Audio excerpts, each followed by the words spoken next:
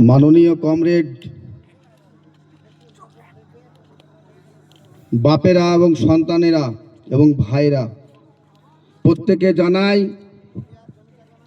নতুন পার্টি পক্ষ থেকে আপনাদেরকে আন্তরিক ভালোবাসা ও শুভেচ্ছা।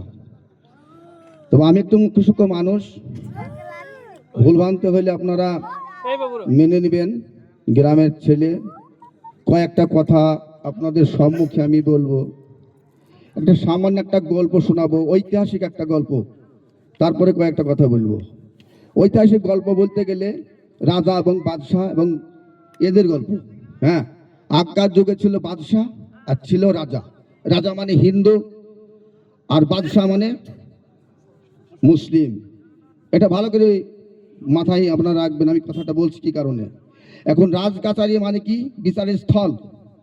তো বিচারের স্থলে আপনার রাজার রাজকাচারিতে একটা কুকুরে, ওই রাজকাচারিতে একটা কুকুরে একটা গরুর হাড় লিখেছে, একটা দাপনা আর কি পায়ের। হ্যাঁ, তো সেই দাপনাটা সকালবেলায় দেখছে মন্ত্রী। রাজা বলছে, মন্ত্রী এত অসম্ভব একটা মাল তো নিয়ে এসছে তো ভাগাড় থেকে গরুর একটা পা কুকুরে নিয়ে এসছে, তার ব্যবস্থা। তো বলছে দাঁড়ান, মুচিকে ডাকা হোক। তো মুচিকে ডাকলো, ডেকে মুচিকে বলছে, তো ওই গরুর পাটাতে আবার কুকুরে আবার হেগেছে, খেয়েছে, খেতে খেতে আবার গরু হাড়ি কুকুরে হেগেছে। হ্যাঁ, তো রাজাকে মন্ত্রী বলছে, মন্ত্রী মশাই, তাহলে রাজা বলছে মন্ত্রী মশাই আপনি ব্যবস্থা করুন। তো ঠিক আছে দাঁড়ান। তো মুসিকে ডাকাইলো। তো মুসি এসে বলছে আমি তো ফেলবো না, আমি চামড়া লাড়ি, আমার কাজ আমি করি, সিলি কুটি, কিন্তু এই গুজে আছে কুকুরের, তো আমি তো মেসের কাজ করতে পারবো না, আমি আর ফেলবো না। ঠিক আছে, এবার বলছে তাহলে কাকে ডাকা যায়? তাহলে তো ম্যাথরকে দেখতে হবে। তো ম্যাথরকে ডেকে নিয়ে আসলেন। ম্যাথর বলছে আমি তো গু ফেলা লোক, আমি তো ওই মুস্তির কাজ করতে পারবো না। হ্যাঁ, বলছে ভালো মুশকিল, তাহলে কি করা যায়? এই রাজকাছারি আমার বিচার স্থল, এখানে মানুষ বসবে এবং বিচার করবো। তো এই যে তাহলে এর ব্যবস্থা। মন্ত্রী বলছে দাঁড়ান, আমি একটা বুদ্ধি বের করি। বুদ্ধি কি বের করবেন? তো রাজা বলছে তাহলে কি বুদ্ধি মন্ত্রী বের করো? তো বলছে ওই মুসলিম ওই চাচা খেয়ে, ওই পাশে আছে পাড়ার ওই পাশে, ওই চাচা খেয়ে ডেকে আসেন, কাজ হয়ে যাবে। আর সকালবেলায় একটু লেসে ওকে চা খাওয়াই থেকে। হ্যাঁ, দি চাচাকে বললে চাচা আপনাকে রাজা ডেকেছে। চাচা চলে আসলো, এসে একটা চা খাই দিল। তুই বললে চাচা আপনাকে এই দেখেন এই হাড়টা ফেলতেন দিনে, ঠিক আছে? তো বলছে ঠিক আছে, রাজার কথা তো, একবারে গু আছে, হাড় ধরে লিখে চাচা ফেল দিল। আর বললে চাচা আপনি একটু ধরে এসে যে খাওয়া দাওয়া করে যাবেন আমার বাড়িতে। হ্যাঁ, তো এই মুসলিম পটের মানুষ, এরা এই এক কাপ চায়ের ভোগী, এক কাপ চা, বেশি কিছু দিল না। আর গু ফেললো, হাড়ও ফেললো। তাই তেনামলের কথা বলবে, যেদিন আপনার হুমায়ুন সাহেবকে বহরমপুরে থেকে যেদিন বহিষ্কার করে, চোখ দিয়ে মোটামুটি আমারই মনে হচ্ছিল পানি বেরিয়ে যা। কারণ কারণ বলতে গেলে কি বলেছিল, সামান্য একটা মসজিদ বানাবো এই কথা বলেছিল 1 বছর আগতে।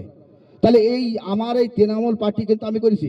তো তৃণমূল পার্টি থেকে এতগুলো আমাদের মুসলিম নেতা আছে, তারা বড় পদে আছে, কোনোদিন তারা তো এই হুমায়ুনের হয়ে কিছু বললো না। কেন বললো? সেই এক কাপ চা, বুঝতেই তো, এক কাপ চায়ের ভোগীরা। তা আপনাদের ঘর সামলান, আমি বলছি আপন আপন ঘর সামলান, নাহলে এই অকাপ সম্পত্তি নিবে, মাইক নামিয়ে দিতে পারে, এরপরে অনেক কিছু হতে পারে। তা আমি বলবো যে এই নতুন পার্টি আপনারা শুরু করেন, ওই পার্টিকে এখন তাড়িয়ে দিতে হবে। তার কারণ হচ্ছে আমাদের ভোটে জিতে আছে। আচ্ছা, 4টি মন্দির করছে, তো ভোটটা মুসলমানরা আপনার মমতাকে বেশি দেয় না হিন্দুরা বেশি দেয়? হ্যাঁ, তাহলে মন্দির করছে ওদের 4টি, আর ভোট দিচ্ছে ওরা বিজেপিকে।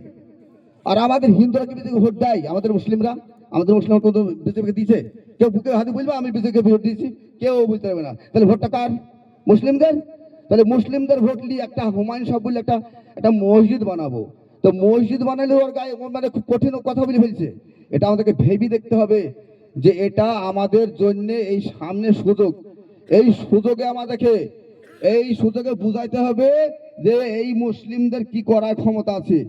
হ্যাঁ, বাদশাহ হলে আগকার বাদশারা রাজ্য চালিয়েছে, আর আমাদেরকে কোন জায়গায় নিয়ে যাচ্ছে, আজ বিদেশে মারছে ধরি। এখানে তো মমতা বলতে পারে আমার রাজ্যে বাস করছে 19 লোক, পুলিশকে বলতে তুলুন, এদিকে ধরুন আর জেলখানে ভরুন, রান্না থেকে থেকে বিদায় করুন। আমার দেশের লোক যাবে মার খেয়ে মরে আসবে, আর ওই দেশের লোক এসে আমাদের সেখানে উড়িষ্যাতে এবং কলকাতায় তারা ব্যবসা করে খাবে। এ কথা তো মমতা বলতে পারে, বুঝছে না কেন? ওই লাঠি বেরিয়ে ওইখানে 100টা দুধ, হ্যাঁ আমাদের বলি দিয়েছে। তো আপনাদেরকে আমি বলছি, আপনারা আপন একটু সতর্ক ঘর সামলাতে থাকুন, হ্যাঁ, নাহলে আমাদের ভবিষ্যৎ খারাপ আসছে। এইটুকু আমি বললে আপনাদের সম্মুখে। যাই হোক, বলার মধ্যে যদি কিছু ভুলভাতি হয় আপনারা আমাকে নিজের ক্ষমা করবেন ইনশাল্লাহ। নতুন পার্টি হুমায়ুন কবির ইনশাল্লাহ। রাখলাম, হ্যাঁ।